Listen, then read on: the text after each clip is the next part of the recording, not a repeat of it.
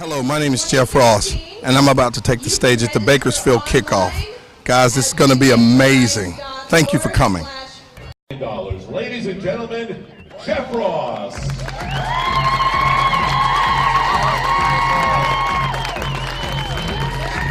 Hello, Bakersfield! No. I need to know if I'm in the world's largest relay or not. Hello, Bakersfield!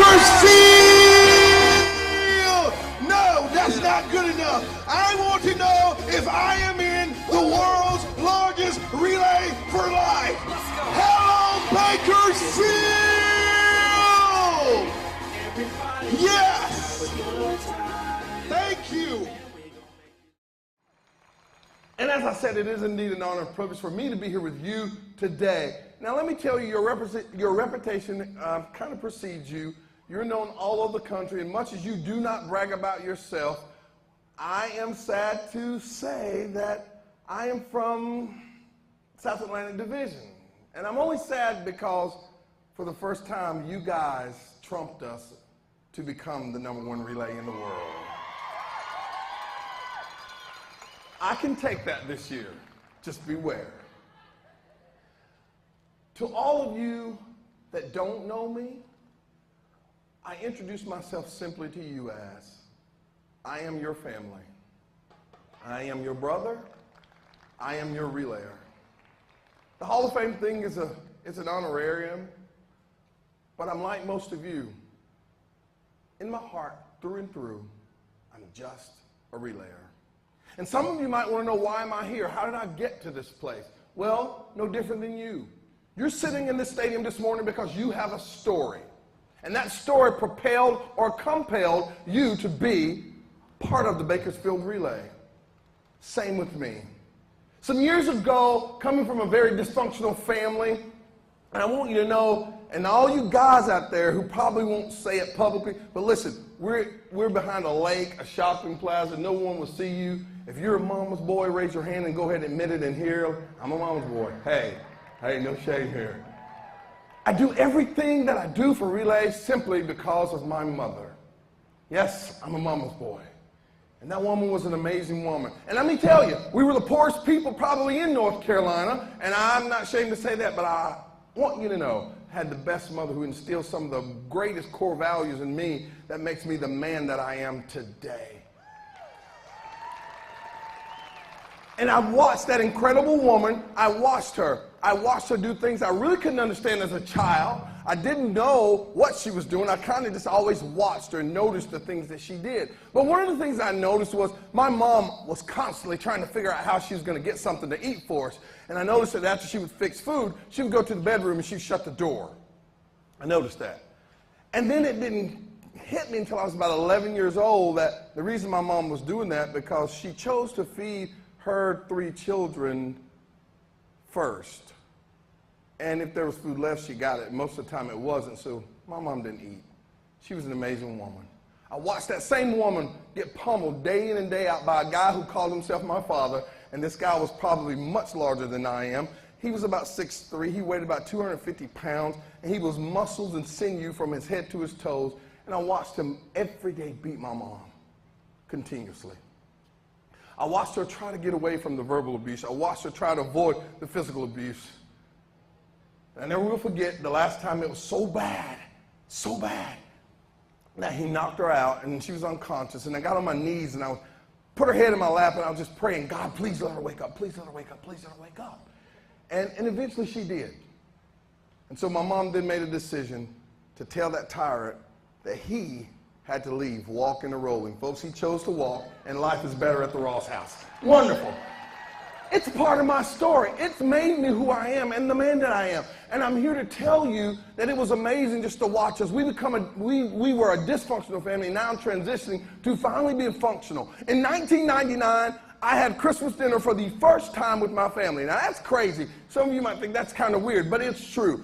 First time in my life, I had Christmas dinner with my family at my home in 1999. It's wonderful. My mom is happy. My brothers and sisters are happy. Everything is wonderful. And my mom kind of leans over and says, hey, Jeffrey, I want you to take me to the doctor. And I said, fine. Folks, my career's in healthcare, so I basically take her to my hospital. We go to the doctor. I'm standing in the hospital reading a book, Jim Collins, Good to Great. My mom is whisking to radiology, and people keep coming by me going, what are you doing here? And I say, I'm here to bring my mom. She has a little stomach problem. So I have a friend who's a gastroenterologist.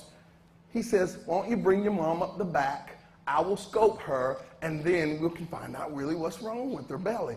Now, folks, you know the healthcare battle we're in right now. If anyone ever offers you free healthcare, don't you dare turn it down. I don't care.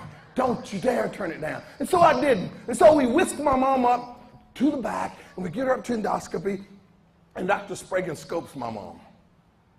Hour and a half later, to make this story shorter, I see him coming from the corner of the room.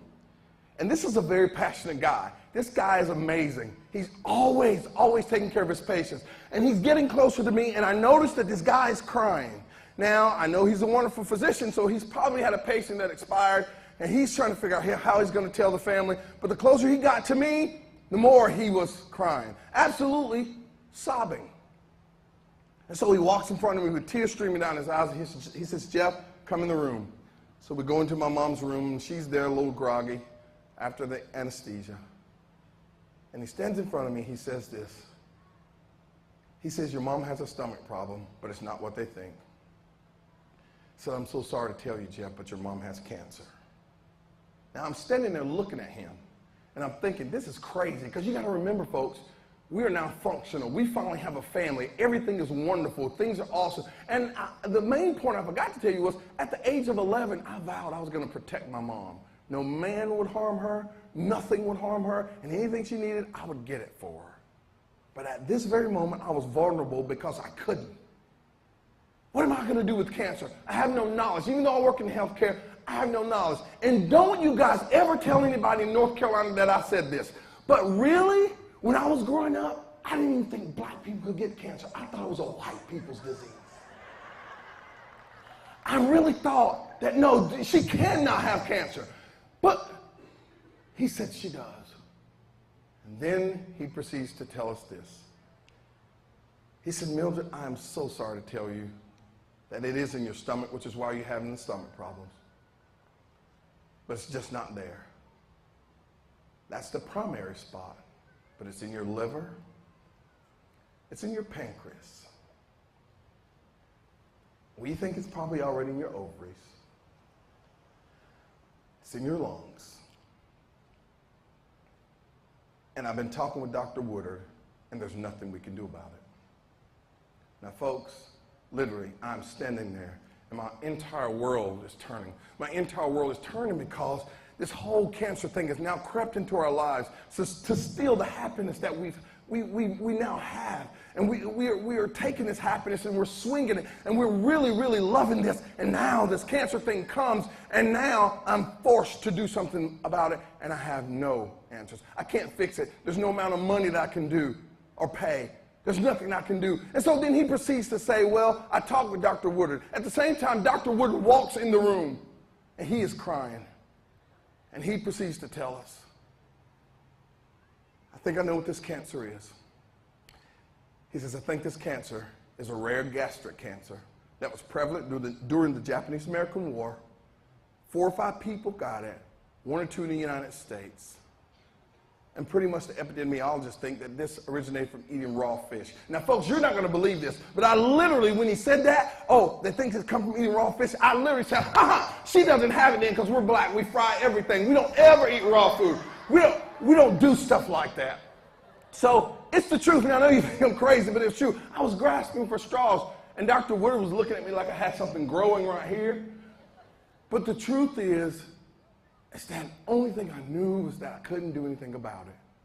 And so Dr. Woodard says, also, I'm so sorry to tell you,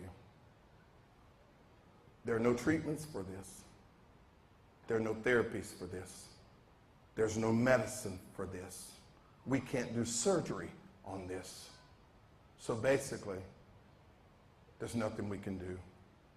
My mom looks up at him and says, well, send me home. And I'm thinking, send you home? How are we going to be able to do that? So they do. That was January 25th. They sent my mom home with the diagnosis of rare gastric cancer. the prognosis of 6 months to a year to live. And my sister and my family, we decided that my mom would go out with a bang. And we would celebrate every holiday for the next 6 months. Every month we'd have a holiday. We'd make her life the best we could make it. But that was January 25th, and folks, I'm sorry to tell you, but 29 days later, my healthy mother died. And people ask me why I'm here. They ask me why am I so over the top about cancer? That's why I'm over the top. Because cancer has crept into my life. It has taken my mom like some terrorist, picking away at my family, and folks, I couldn't do anything about it. We buried my mom on February 24th. I'm here to tell you, folks, it was the most god-awful day of my life. A cancer control nurse invited me to a meeting because I didn't go to work for about a month after that. And she said, just get out of the house. Go with me to this meeting. So I go to this meeting, folks, and I'm sitting in the back of the room, and I'm in my Baptist position, the back table way back there in the middle. And these people were crazy, and they were running around, and they were doing all kinds of stuff. And this little lady, this little bitty white lady, she had on hot pink pants, and she was swinging a big purple boa, and she was going round and round. And then there's this older, astute-looking white gentleman, and he had on a big purple pimp suit with a big furry purple hat. And I'm going, these people are crazy. This is nuts. I grew up in the projects. I was reared in the Church of God, but I've never seen anything like this in my life. So I go sit there at the table, and the most profound thing happens to start closing my story. The lady and the gentleman walked up to the podium, and the woman spoke. And she spoke with tears streaming down her face, and she began to say things like, I'm so glad that I was able to have my treatments, and because of you, I'm alive. And she was so happy, and at the end, she just kept thanking them, and I'm thinking, these people? And she kept thanking them, and at the end, when she finished, she was so happy, she whipped up her wig, she throws it out in the audience, and everybody goes nuts. She was proud to be a bald survivor. The gentleman, yes. The gentleman, he walks up to the podium, and as usual, like most men, even though I'm a mama's boy, I have to maintain my masculinity code. So he walks up to the podium, and he strains to speak because he continuously thanked the people. And with his lips trembling and with tears streaming down his face, he kept saying, because of you, I'm alive. And I'm still looking around this room going, really? And then they started the conga line. And the man in the purple pimp suit began the conga. And these people were just hooping and hollering. And little did I know where I was, but I soon found out that I was at a Relay for Life team captain meeting. And folks, to make my long story short, I was forced that day in my Baptist position to really get better about this whole cancer thing or remain bitter about it. I lost all my masculinity that night. I was over the table bawling, and some lady was back there hugging me and patting on me. But I made a decision when I left that room that I was not going to leave that room bitter, but I would leave better. I left that room, folks, so much better. I joined Relay for Life that day. And I'm telling you, it has been a whirlwind ever since. Those people gave me hope. Those people gave me better. And how did they do it? Because they have all walked the same walk that I've walked. You have walked the same walk that I've walked. We've heard and we have experienced people who have heard the words, you have cancer. I went back to my hospital. I went back to my family and said, okay, we can beat this. We can do this. We can get involved. And I was crazy. I didn't know what I was doing. And they said, so what are you going to do? I said, just come to a meeting I'm going to have. And they said, what kind of meeting? And I said, the Relay for Life meeting. And one lady said, well, I don't like that American Cancer Society. So if it's connected with them, I'm not doing it. I said, it's not connected. Just come to the meeting. Just come to the meeting. And so I go and we get these people in this room for a meeting, and I tell this story. We recruit 28 teams in 2 weeks. Then we go, and oh, just a reminder, I didn't have the nice Kim, the nice staff partner, and I didn't have the nice manuals that you have, and I didn't have the nice flags. You know what I had? I had raw passion. You know what? I lost my mom to cancer, but my mantra became, I'll be dog if I'm going to allow you to lose your mom. I'm telling you, folks, I'm in this to win this. Bakersfield, are you with me? So we go, and then you know what happens next? They ask me to chair the event. To make a long story short, I chair the event. We raised $1.1 million, and the rest is history, people.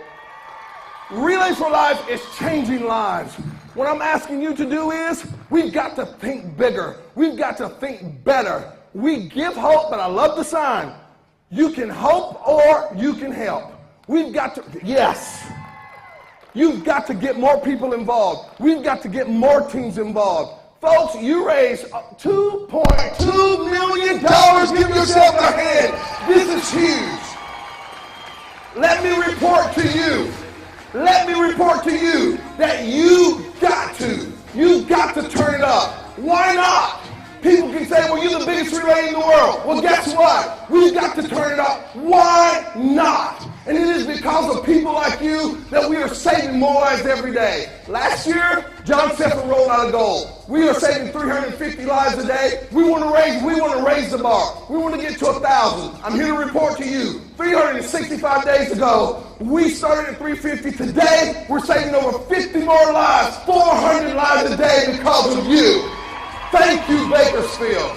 In my crazy closing, I say to you that we must. There is a moral imperative. I am challenging you, Bakersfield. Go out, do more, recruit more, engage more. Why? Because your family's lives depend on it. I am so elated to be here with you. I'm here to tell you that we're going to do this and nothing can stop us. And people always ask me, they say, yeah, so how do you know it's going to happen? Because I feel it down in my gut, in my knower. So every opportunity I get, I'm going to tell people like you to don't stop, to turn it up, to pick it up, to do more, to go over the top, to go overboard, because we are going to find cures for cancer. Bakersfield, are you with me? In my closing, look me in my eye, people. All that you've done, feel proud of it. But don't you ever let people stand in your face and tell you that we're going to allow exterior circumstances to stop us. When things happen, you look them in the eye and you tell them very, very poetically what I'm about to say. We are the American Cancer Society Relay for Life. And we indeed are going to eradicate cancer like that and the disease. And folks, nothing, and I repeat, nothing but death will keep us from it. God bless you, Bakersfield, rock on, love you guys, thank you. Ladies and gentlemen, Jeff Ross.